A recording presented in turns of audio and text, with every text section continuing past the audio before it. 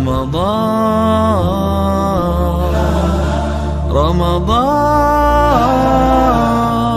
welcome holy month Ramadan, ahlan Ramadan.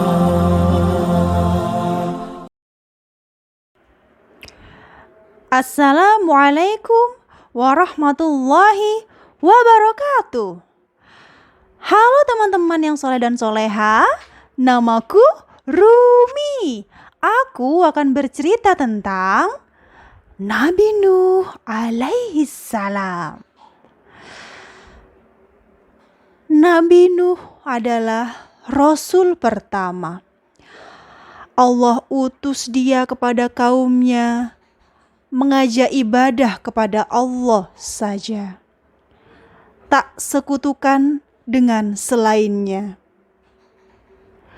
Nabi Nuh diutus kepada kaumnya yang sesat karena sembah berhala. Wahai kaumku, sembahlah Allah saja. Tak ada Tuhan bagi kalian selain Dia. Begitulah Nabi Nuh menyeru kaumnya. Sayang, mereka tak mau mendengarnya. Bahkan para pemuka kaum mencela dan menuduh Nabi Nuh sebagai pendusta. Dengan angkuh mereka menghina, "Kamu hanyalah manusia biasa. Pengikutmu orang yang hina dina." Mereka terlalu mudah percaya. Meski terus-menerus dicela dan dihina, Nabi Nuh berusaha tak berputus asa, mengajak kaumnya esakan Allah Ta'ala agar terhindar dari azab malapetaka. Dengan lemah lembut Nabi Nuh berkata, "Wahai kaumku, apa pendapatmu jika aku mempunyai bukti yang nyata? Tuhanku memberiku rahmat dari sisinya." Lagi dan lagi, kaum Nabi Nuh tidak menerima, bahkan berpesan pada anak cucu mereka agar menolak Nabi Nuh dan ajarannya, bahkan mencela Nabi Nuh. Dia orang gila, dia orang gila. Agar Nabi Nuh tak sedih ditolak kaumnya, Allah menghibur dan beri semangat kepadanya. Jangan kau sedih atas perbuatan mereka. Pengikutmu memang orang beriman saja.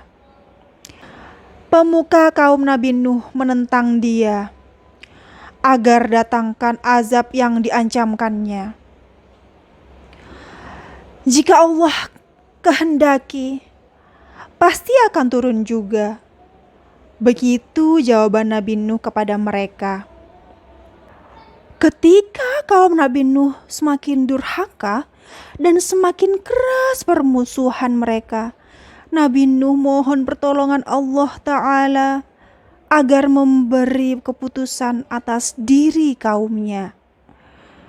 Maka Allah perintahkan kepada Rasulnya agar dia membuat sebuah perahu raksasa yang belum pernah dibuat oleh manusia, cukup untuk mengangkut makhluk yang ada.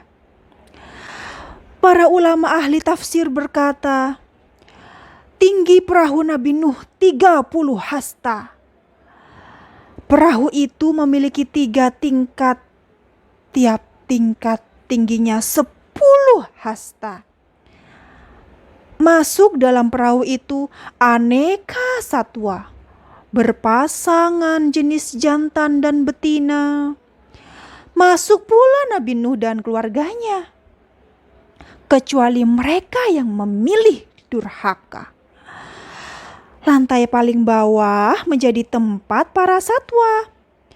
Lantai tengah dihuni Nabi Nuh dan pengikutnya. Lantai atas untuk burung-burung dan seisinya.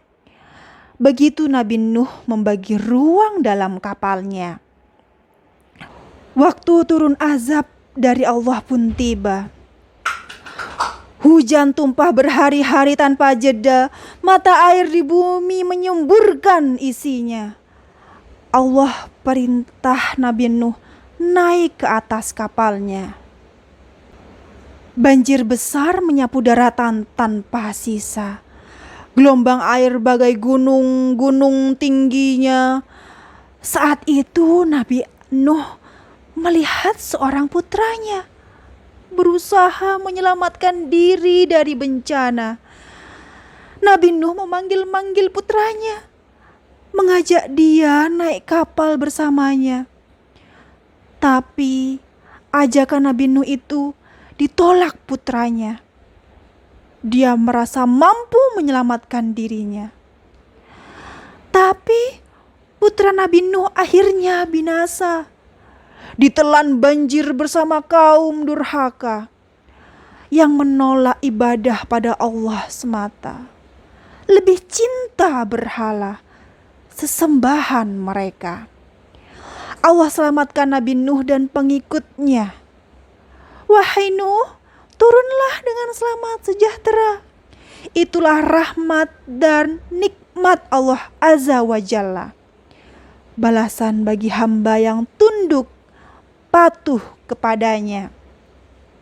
Tentang kaum Nabi Nuh, Allah berfirman dalam kitabnya, sungguh mereka orang paling zalim dan paling durhaka. Perbuatan syirik adalah dosa yang paling dibenci Allah Ta'ala. Pelakunya dijebloskan dalam neraka untuk selama-lamanya. Nabi Nuh berdakwah 950 tahun lamanya. Hanya sedikit orang yang mau mengikutinya. Namun itu tak mengurangi kemuliaannya. Allah selamatkan dari dahsyatnya bencana. Nah, itulah teman-teman kisah Nabi Nuh alaihi salam. Semoga kalian suka ya. Wassalamualaikum warahmatullahi wabarakatuh.